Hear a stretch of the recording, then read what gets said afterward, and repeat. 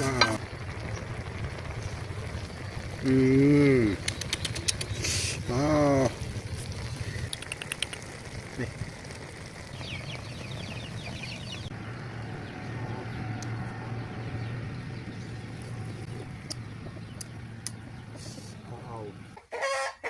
ោយបងប្អូនបានឃើញនៅដើមវីដេអូហើយបាទសម្រាប់មុខម្ហូបមួយមុខនេះផងដែរគឺជាមុខម្ហូបដែលចុះបាយបងប្អូន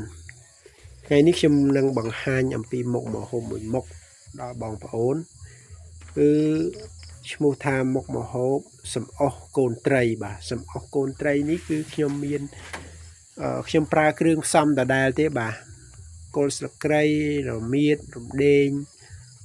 ហើយនឹងស្លឹករំដេងបាទខ្ចីហាន់ល្អិតបែបនេះសម្រាប់ពិធីចម្អិនរបស់ផងខ្ញុំគឺខ្ញុំប្រើការលាយគ្រឿងជាមុនសិនបាទខ្ញុំលាយគ្រឿងជាមុនសិនបែបនេះគឺ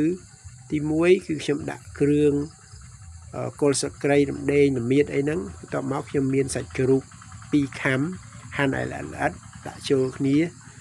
សម្រាប់កូនត្រីស្រែវិញក៏ខ្ញុំដាក់ចូលគ្នាដែររីឯម្ទេសខ្ចីវិញបងប្អូនគឺខ្ញុំដាក់ចូលគ្នាបែបនេះបន្ទាប់មកខ្ញុំបន្ថែមនៅគ្រឿងបុកស្រាប់និងប្រហុកបន្ថែមទៀតទឹកប្រហុកហើយសម្រាប់អំបិលស្ករប៊ីចេងគឺខ្ញុំដាក់មកសំនឹងល្មមសាច់ហើយនឹងត្រីបែបនេះបាទបន្ទាប់មកគឺខ្ញុំកូរវាឲ្យសព្វបែបនេះខ្ញុំកូរវាឲ្យសព្វហើយគឺខ្ញុំយកទៅដាក់នឹងចង្ក្រានចំអិនតែម្ដងបាទងាយបាទបើអ្នកខ្លះគាត់យកទៅអាំងខ្ចប់ជាមួយនឹងស្លឹកចេកបាទតែសម្រាប់ខ្ញុំខ្ជិលក្បូរក្បាច់ច្រើនគឺខ្ញុំដាក់ខ្ទះហើយលាយគ្រឿងឲ្យសព្វបែបហ្នឹងហើយយើងរោយអាស្លឹករំដេងហើយនឹងស្លឹកម្អមបន្ទាប់មកយើងក្របទៅបាទសម្រាប់ការក្របរបស់ខ្ញុំប្រើស្លឹកញដើម្បីសង្កត់ពីលើបាទ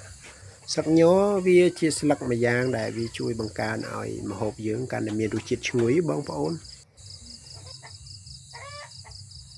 សម្រាប់ពេលវេលានៃការចម្អិនវិញគឺខ្ញុំប្រើពេល15នាទីគឺល្មមបងប្អូន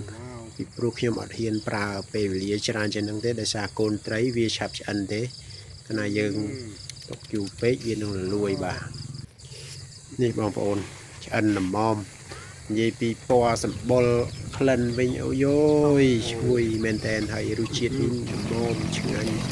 ហើយយើងហូបជាមួយបាយបងប្អូនជាតិតែម្ដងតាបងប្អូនកុំចាំយូរសូមធ្វើមើលបាទហូបបាយមើលឆ្ងាញ់ប៉ុណ្ណាដែរបាទសាក់ធ្វើមើលបាទអរគុណច្រើនសម្រាប់ការរាប់អាន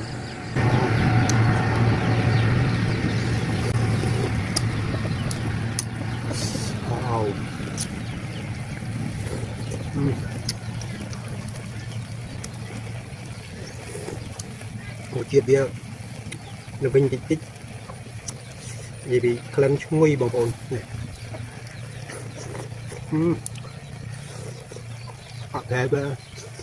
ល្មមហូបមួយបាយ